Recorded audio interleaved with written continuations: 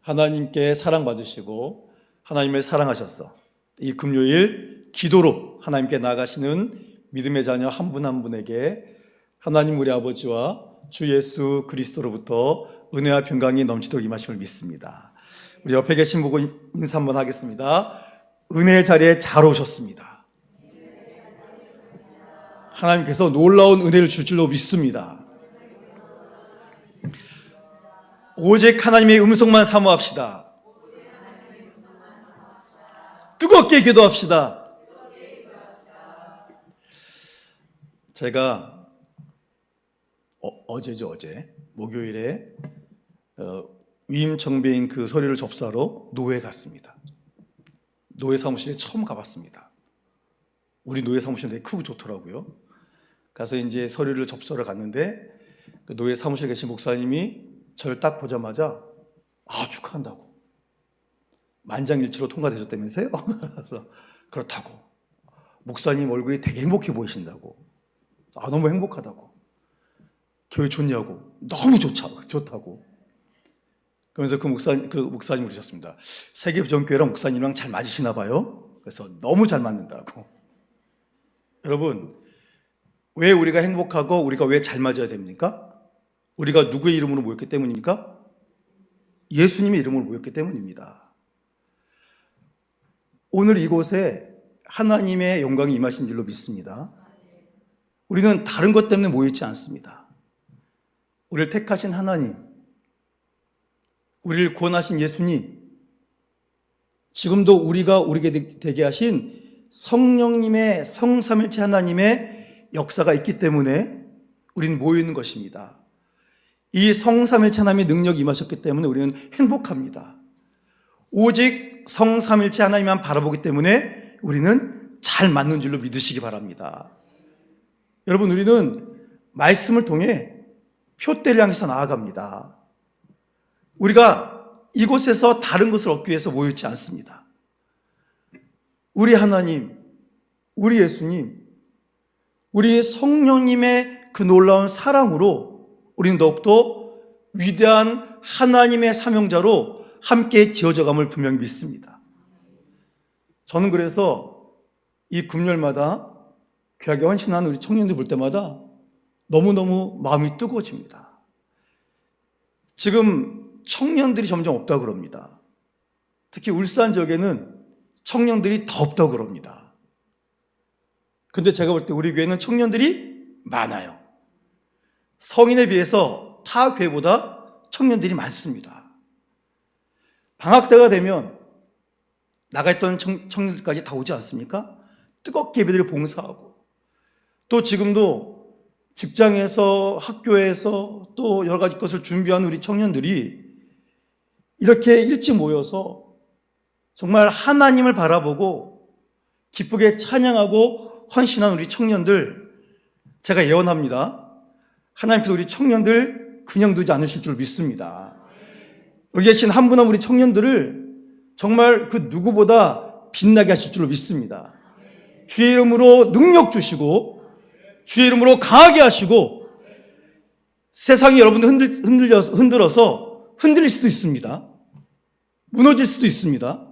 근데 하나님께서 놀랍게 이렇게 세우셔서 여러분들이 있는 그 자리에서 정말 예수님이 너무 좋아서 예수님을 자랑하시면서 하나님을 영화롭게 하는 이 놀라운 복이 여러분 평생에 하나님께서 인도하실 줄로 믿습니다. 저는 확신합니다. 우리 세계비전교회가 다른 생각하지 않고 오직 말씀 중심으로 하나님께서 우리에게 주신 능력을 힘입어서 우리에게 하라 명령하신 일을 따라갈 때 하나님께서 우리 교회를 주의 뜻 가운데 놀랍게 역사하실 줄 믿습니다. 그래서 우리 마음이 항상 너무 기뻐서 벅차오르는 그 감정으로 주님이 주시는 그 위대한 일들을 활짝 여는, 우리가 걸어가는 그 길이 하나님의 영광이 선포되는 지형이 되도록 역사하실 줄 믿습니다. 그래서 우리가 다른 거 아니라 오직 오늘 설교 제목처럼 예수님의 권세를 선포하며 나가는 행복한 믿음의 일꾼들이 우리 모두가 되기를 축복합니다. 여러분, 오늘 본문의 말씀은 어떤 말씀이시죠? 예수님이 언제 하신 말씀입니까? 예수님께서 부활하셨고, 그리고 이제 승천하기 전에 마지막으로 11명의 제자와 또 그 외에 500명의 제자들에게 하늘로 올라가시기 직전에 주신 유언과도 같은 말씀이 오늘 본문의 말씀입니다. 16절 보시면 11 제자가 갈릴리에 가서 예수께서 지시하신 산에 이르렀다라고 말하고 있습니다. 여러분, 이 마지막 순간에도 우리 주님은 11 제자에게 말씀하셨죠. 말씀하시니 이 11명의 제자가 뭐 했다고요? 지시하신 곳에 갔습니다. 우리 그리스도인들은 주님이 부르신 그날부터 우리의 사명이 끝나는 그날까지 예수님의 음성을 잘 듣기 위해서 집중해야 됩니다. 그리고 주의 음성이 들리면 어떻게 하라고요? 지시한 곳에 가야 됩니다. 이것이 믿음입니다. 믿음은 교회 나왔다고 믿음이 아닙니다.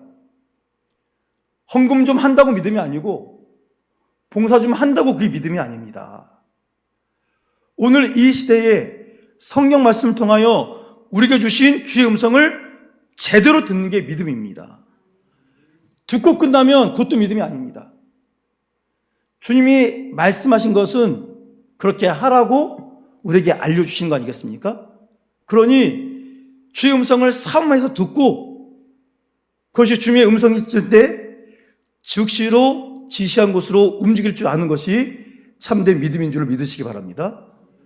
여러분, 똑같은 순간에 똑같은 말씀을 듣고 똑같이 반응하는데 17절 보십시오.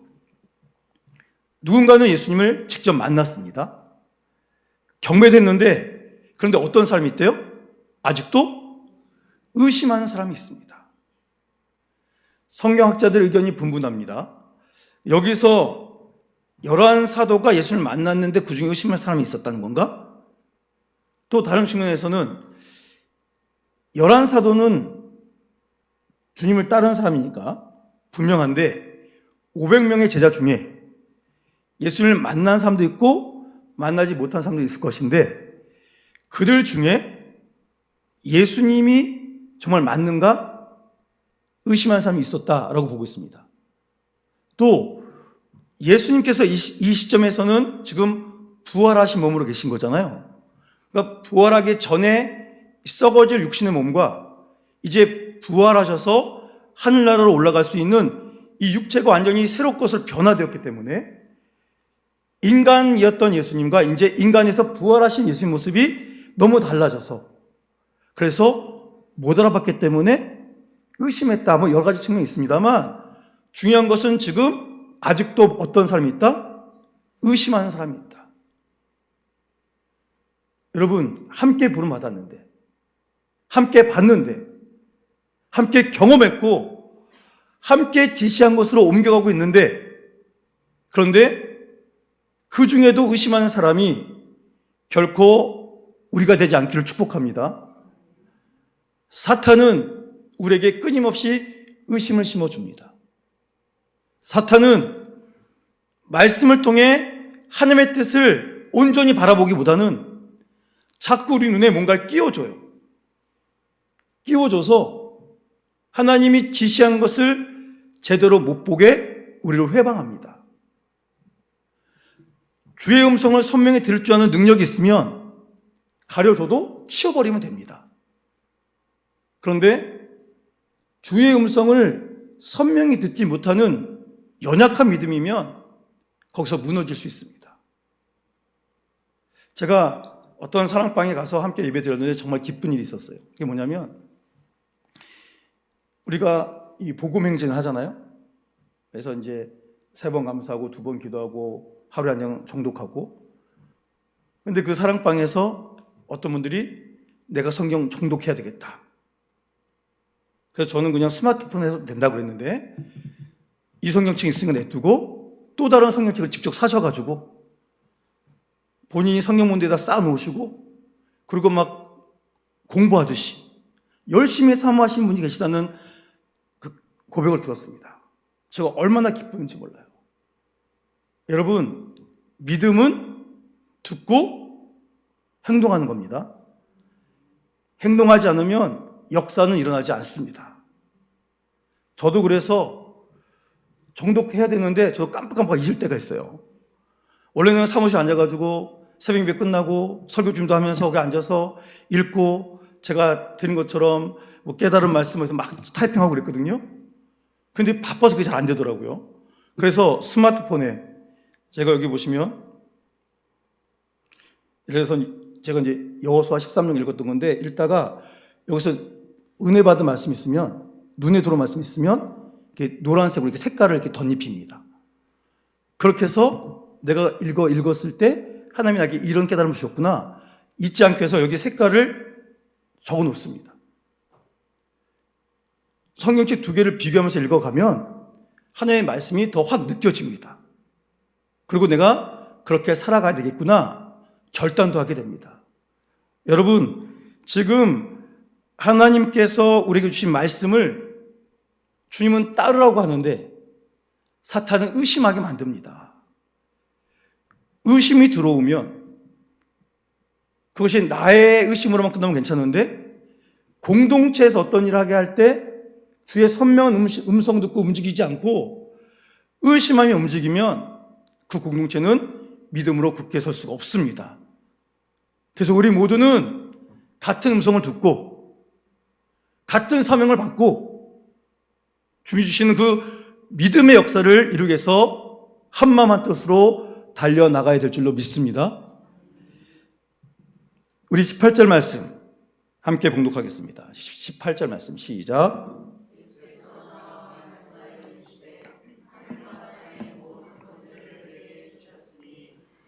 아멘. 자, 지금 보시면 예수님께서 말씀하십니다.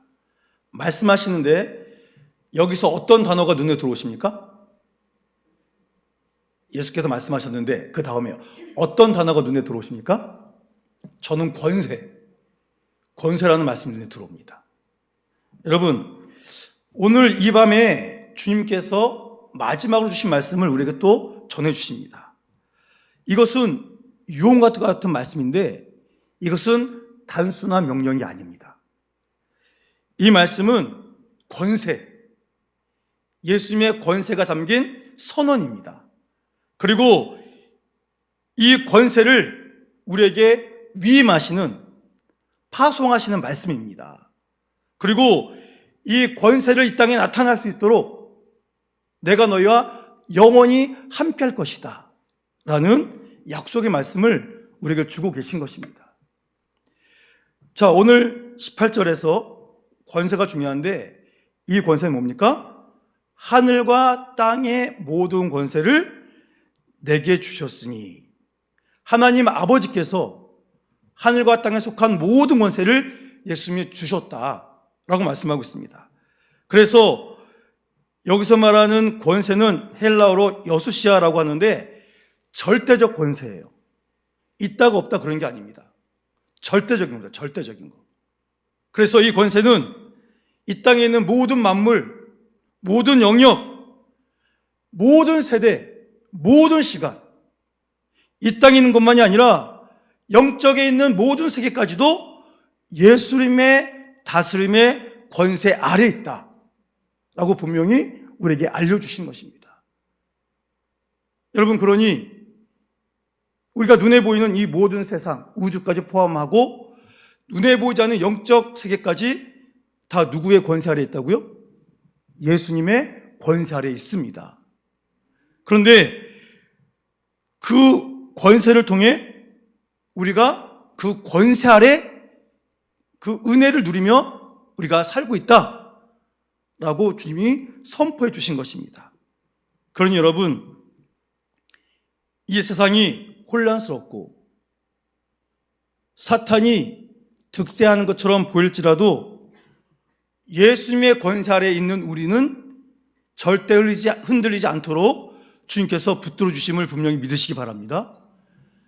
내 능력으로 살지 않습니다. 우리는 예수님의 권세, 그 능력으로 오늘도 우리는 살아가고 있는 것입니다. 우리 안에 질병의 문제, 실패의 문제, 불안함의 문제, 죄의 영향력의 여러 가지 것 때문에 우리가 고통스러울 수 있습니다. 그런데 그것들을 둘러싸고 있다 할지라도 내가 지금 누구의 권세 아래 있다고요? 예수님의 권세 아래 있습니다. 이것을 믿고 선포할 때 나는 이 땅에 살고 있지만 세상의 죄악 가운데 흔들리고 무너지는 자리에 서 있다고 했지만 나는 지금 예수님의 권세 아래 있다. 나는 지금도 내 능력이 아닌 예수님의 권세를 믿고 선포하노라 하고 나아갈 때 어떤 것도 우리를 굴복시키지 못할 줄로 믿습니다. 오늘도 우리가 예수님을 바로 보고 바로 믿고 그 권세를 선포하고 나갈 때 우리의 삶이 달라질 것이고 우리의 가정이 회복될 것이고 이 나라가 온전히 하나님의 나라로 세워지게 될 줄로 분명히 믿으시기 바랍니다. 그래서 우리는 더욱더 나는 예수님의 권세 안에 있다. 주의 권세의 능력이 지금도 나에게 임하시고 있다. 이 믿음을 갖고 우리는 선포해 나가야 되는 것입니다. 우리 19절 말씀 함께 읽겠습니다. 시작.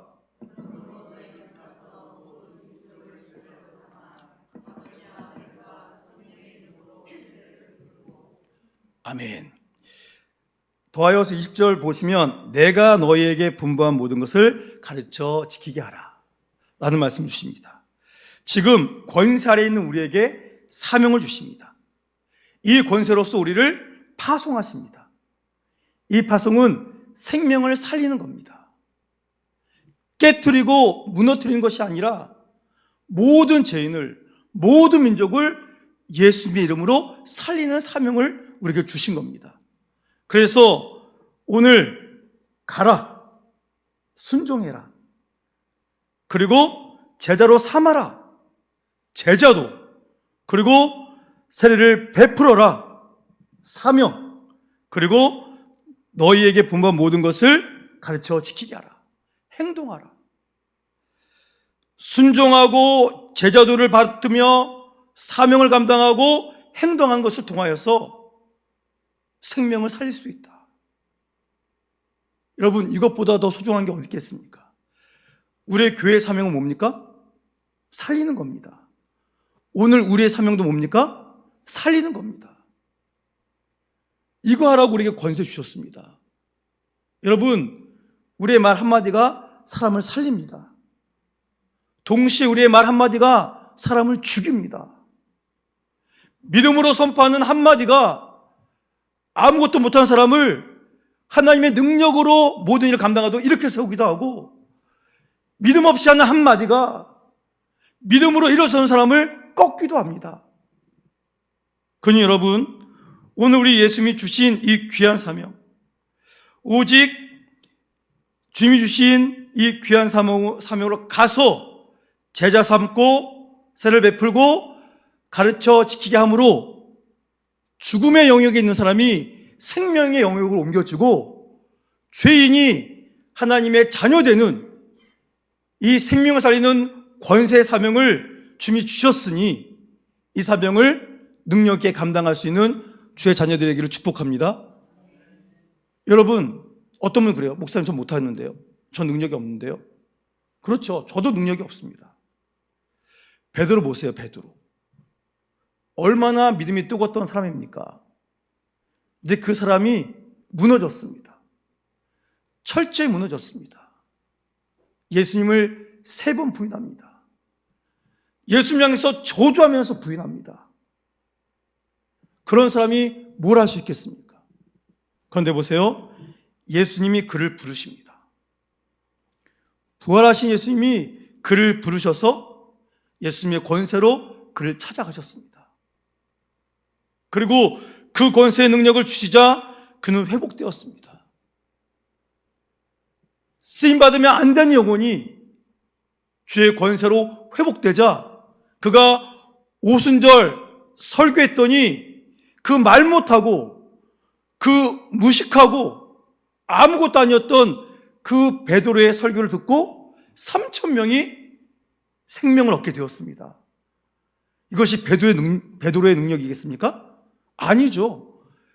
베드로를 통해서 역사하신 우리 주님의 능력이십니다. 여러분, 지금도 마찬가지입니다. 우리가 뭘 할 수 있겠습니까? 전 능력이 없습니다. 그런데 저는 능력이 없지만 주의 말씀을 듣고 주의 권세 사명을 받아서 주의 이름을 믿고 담대히 나아갔더니 하나님께서 아무 능력 없는 사람을 통해서 주의 권세 능력으로 오늘도 수많은 사람을 살린 일을 지금도 저를 비롯해서 우리 모든 성도님들과 이 땅에 예수의 제자도를 걸어가는 모든 사람을 통하여 지금도 역사하고 계심을 분명히 믿으시기 바랍니다. 그래서 여러분, 내가 잘나서 내 능력으로 한다는 생각 다 버리시고, 나는 아무것도 없고 능력도 없지만 주님이 나에게 주신 것으로 나의 영과 육의 것을 주님께 드렸더니, 주님이 능력 주시니 하라고 해서 했더니 하나님의 기적이 내 안에서 상식처럼 날마다 기쁨의 풍성한 능력이 임하고 있습니다. 그것을 체험하고 증거할 수 있는 믿음의 귀한 자녀들이 우리 모두가 될 수 있기를 축복합니다. 여러분, 절대 이런 말 하지 마십시오. 나 같은 사람이 뭘 할 수 있겠나?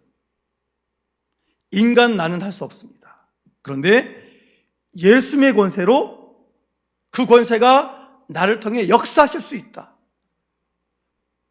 이 기쁜 사실을 기억하시고 오늘도 더욱더 하나님께 달려나갈 수 있기를 축복합니다. 그 예수님의 이 권세를 통해 우리의 삶 속에서, 우리의 가정, 직장, 학교 있는 그곳에서 하나님의 능력을 드러낼 수 있는 행복한 주의 일꾼들이 우리 모두가 될 수 있기를 축복합니다. 여러분, 지금 이 시대가 어떤 시대입니까? 복음의 진리를 외면하는 시대입니다.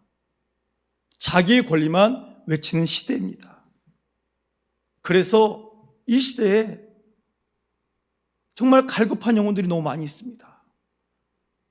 복음 아니면 소망 없는 사람들이 너무 많이 있단 말입니다. 그래서 우리는 그들을 향해 나가라. 그들에게 나의 이름을 전해서 그들을 살려내라. 이 일을 위해서 주님께서 우리를 주의 권세로 파송하신 겁니다. 그러니 더욱더 주의 능력이 내게 임해서 하나님의 일을 감당할 수 있음에 기뻐할 수 있는 주의 일꾼들 되시기를 축복합니다. 우리 마지막 20절 말씀 함께 읽겠습니다. 시작.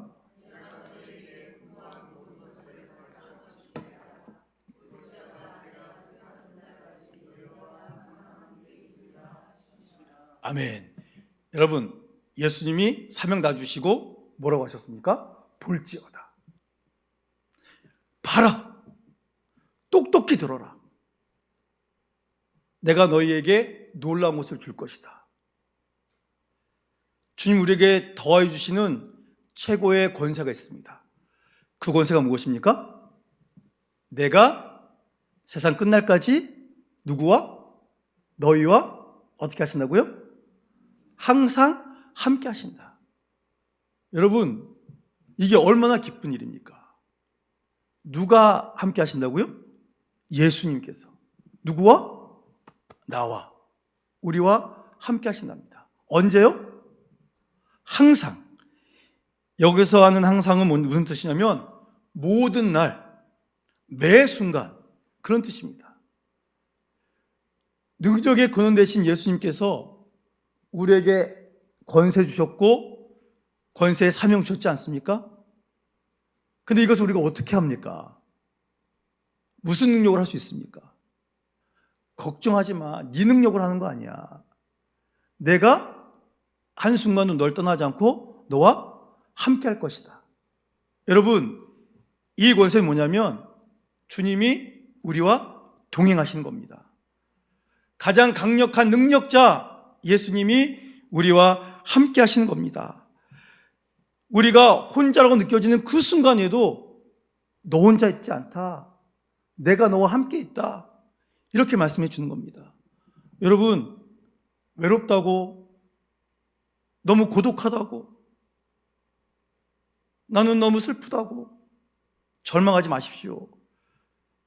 세상에서 우리에게 심어주는 연약한 소리에 무너지지 마시기 바랍니다. 오늘 여기서 주시는 주의 말씀 들으시기 바랍니다. 봐라! 들어라! 내가 네 생명 다하는 그날까지, 내가 다시 이 땅에 오는 그날까지 내가 너와 항상 매 순간 함께 할 거다. 함께해서 지켜줄 거고 능력 줄 거고 일으켜 세워줄 거야. 우리 주님이 말씀하십니다.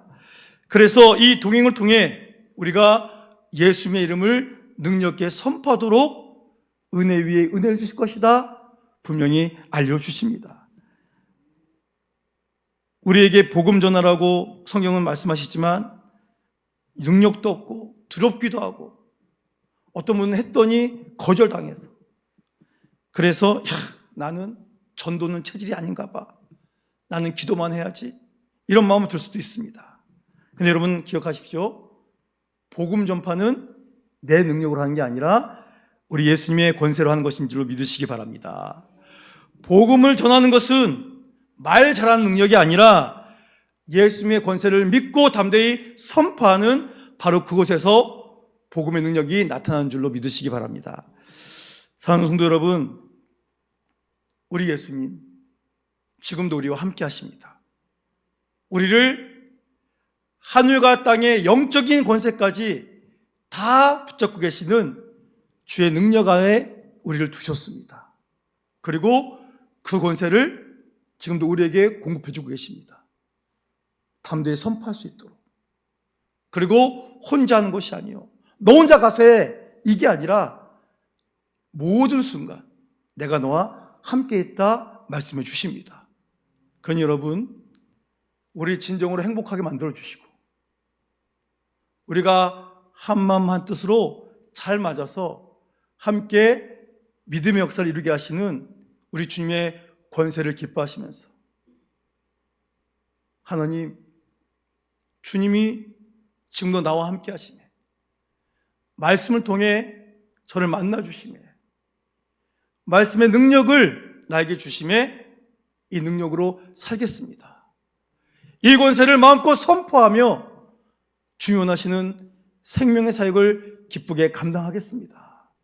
내 안에 우리 예수님의 모든 권세의 능력이 임하여서 영적인 기쁨, 육적인 모든 것을 누리며 살아가게 하여 주시옵소서. 기도하시며 더욱더 귀하게 쓰임받을 수 있는 믿음의 귀한 자녀들 되시기를 주의 이름으로 축원합니다.